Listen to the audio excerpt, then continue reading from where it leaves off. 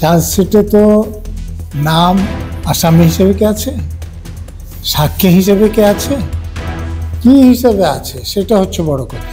সেই টাকাটা কে তুলেছিল, কার কাছে পাঠিয়েছিল, সে ব্যাপারটা তো নির্দিষ্ট হওয়া দরকার। লিফট বাউন্সার হয়ে যে অপরাধটা করছে তার জেল হতে পারে।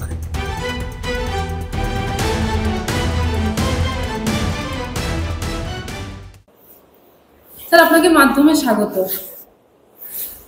স্যার আমরা দেখলাম সিবিআই প্রাথমিক নিয়োগ মামলায় চার্জশিট জমা দিয়েছে এবং এই চার্জশিটে দেখলাম 28 পাতার ওই চার্জশিটে একটি অডিও ক্লিপের কথা উল্লেখ করা আছে এবং সেখানে দেখা যাচ্ছে একজন জনৈক অভিষেক বন্দ্যোপাধ্যায়ের নাম উঠে আসছে এই অডিও ক্লিপিং এ। কিভাবে দেখছেন বিষয়টা আপনি? এখন চার্জশিট আমি দেখিনি, চার্জশিটে তো নাম আসামি হিসেবে কে আছে, সাক্ষী হিসেবে কে আছে, কি হিসেবে আছে সেটা হচ্ছে বড় কথা। আপনি অডিও ক্লিপের কথা বলছেন যে কেউ একজন দাবি করছে যে তিনি 15 কোটি টাকা চেয়েছেন, তো এখানে দুটো ব্যাপার প্রশ্ন আছে। ধরুন আপনি যদি কাউকে বলে দেন যে অমুক লোক 15 কোটি টাকা চেয়েছে, তাহলে তিনি চেয়েছেন কিনা, তাতে চেয়েছেন এটাও হতে পারে, তিনি চাননি অথচ তার নাম করে বলছে তাও হতে পারে। তো আমার কাছে এই ব্যাপারটা ক্লিয়ার নয় যে এটা যিনি বলেছেন তার কাছ থেকে এটা ভেরিফাই করা হয়েছে কিনা যে এটা সত্যি কি মিথ্যা। দ্বিতীয় কারণ, কোনো একটা লোক তার যখন নাম বলছে, একই নামে তো একাধিক ব্যক্তি থাকে, যেমন আমি নজরুল ইসলাম কবির নাম ছিল, ফলে কয়েকশো নজরুল ইসলাম আপনি পেয়ে যাবেন। যদি বাঙালি মুসলমানদের 20-25 জন লেখাপড়া যারা ছেলে পান তাহলে একজন নজরুল ইসলাম পেয়ে যাবেন। তো আপনি তো এরকম যদি কেউ বলেন যে অবসরপ্রাপ্ত IPS অফিসার নজরুল ইসলাম, তাহলে আমি ছাড়া আর কেউ না। কিন্তু যদি আপনি বলেন ডক্টর নজরুল ইসলাম, তাও 2-1 জন পাবেন।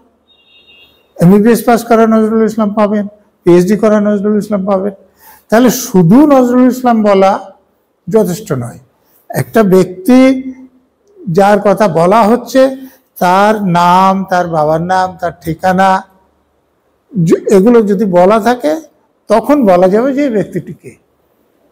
আমরা সেই সঙ্গে দেখতে পাচ্ছি ওই অডিও ক্লিপে হচ্ছে আমরা দেখতে পাচ্ছি প্রাক্তন শিক্ষামন্ত্রী পার্থ চট্টোপাধ্যায় থেকে শুরু করে মানিক ভট্টাচার্যেরও নাম রয়েছে উল্লেখ করতে শোনা গেছে।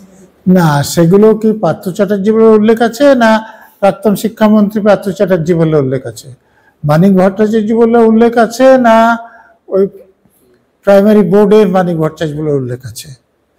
নাহলে মানিক ভট্টাচার্য নামও অনেক পাবেন, পার্থ চ্যাটার্জি নামও অনেক পাবেন। আপনাদের সাংবাদিকদেরও 2-1 জনের নাম পেয়ে যাবেন।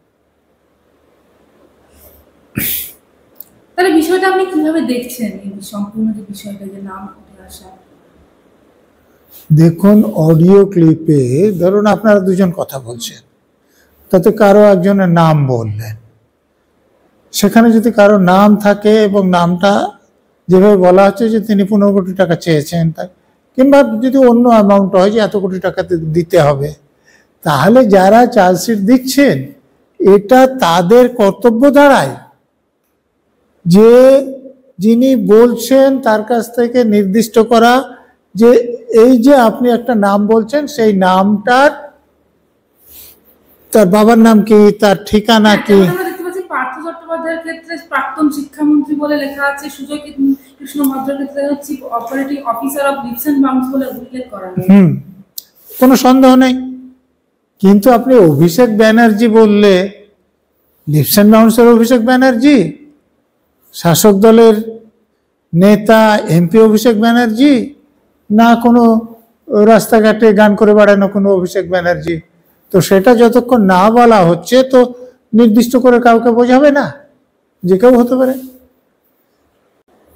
কিন্তু আমরা দেখতে পাচ্ছি স্যার, যেটা সিবিআই সূত্র থেকে জানা যাচ্ছে যে 2000 চাকরি প্রার্থীর কাছ থেকে টাকা তোলার পরিকল্পনা ছিল। দেখুন, টাকা তোলার পরিকল্পনা ছিল এবং টাকা যে তোলা হয়েছিল, যখন পার্থ চ্যাটার্জিকে গ্রেপ্তার করা হয়, তার বান্ধবকে গ্রেপ্তার করা হয়, তখন তো আমরা নোটের ছবি দেখেছি, কোটি কোটি টাকা, আরো মূল্যবান জিনিস দেখেছি। তো এই ব্যাপারে কোনো সন্দেহ নয় যে অনেক টাকা তোলা হয়েছিল, এবং এই ব্যাপারেও সন্দেহ নয় যে সেই টাকাগুলো কুন্তল যেমন বলেছেন যে আমি তো 10% রেখে বাকিটা পাঠিয়ে দিতাম, সেটা ঠিক আছে, কিন্তু সেই টাকাটা কে তুলেছিল, কার কাছে পাঠিয়েছিল, সে ব্যাপারটা তো নির্দিষ্ট হওয়া দরকার।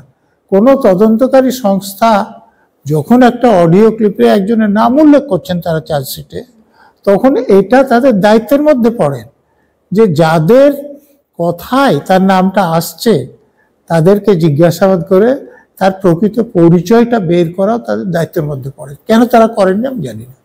আমরা দেখতে পাচ্ছি কাকু, শান্তনু আর কুন্তলদের এদের টার্গেট ছিল নাকি 100 কোটি টাকা আর তোলার, এবং তার মধ্যে থেকে নাকি 20 কোটি টাকা করে ভাগ করে ভাগ হওয়ার কথা ছিল।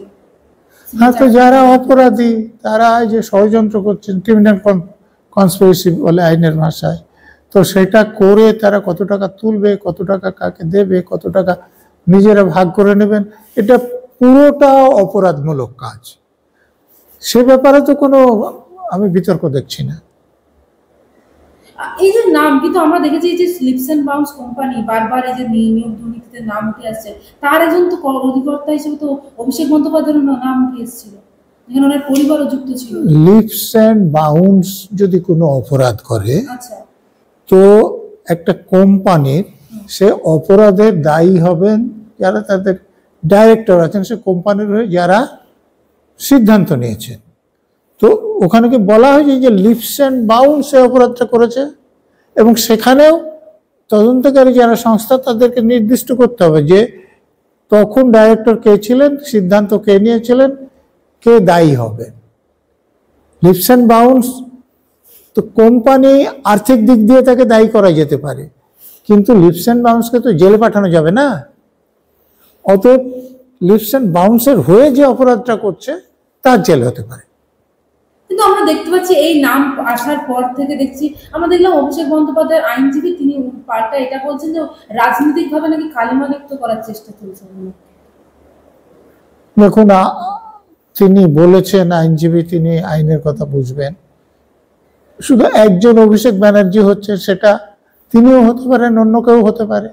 তিনি কেন ধরে নিচ্ছেন যে তার নামই বলা হয়েছেন সেটা তিনি ভালো বলতে পারবেন, আমি বলতে পারবো না। এখানে তো হচ্ছে না যে, আমি তো প্রথম থেকে আপনাকে বলছি যে একজন অভিষেক ব্যানার্জি বলে দেওয়া মানে যে তিনি সে রাজনৈতিক নেতা অভিষেক ব্যানার্জি, সেটা বোঝায় না। কিন্তু অভিষেক ব্যানার্জির আইনজীবীর এই মন্তব্যের মধ্যে দিয়ে সেটা উনি ভালো বলতে পারবেন, আমি জানি না। যদি বলে যে নজরুল ইসলাম অপরাধ করেছে, তো তাহলে আমার ধরনের কোনো কারণ নেই যে সেই নজরুল ইসলামটা আমি। যদি আপনি বলেন যে অবসরপ্রাপ্ত আইপিএস অফিসার নজরুল ইসলাম অপরাধ করেছে, তাহলে আমি নিশ্চিত হব যে আমার কথা বলা। এক্ষেত্রে ওনার যদি আইনজীবী, অভিষেক বন্দ্যোপাধ্যায়ের আইনজীবী যদি এই মন্তব্য করে থাকেন, তাহলে কি কোথাও ঠাকুর ঘরে কে আমি তো কলা খাইনি, বিষয়টা কি হবে? সেটা আপনারা বলতে পারেন। তো সেটা যখন ওনার ক্লায়েন্টের নাম এসেছে, উনি সেটা ব্যাখ্যা করেছেন।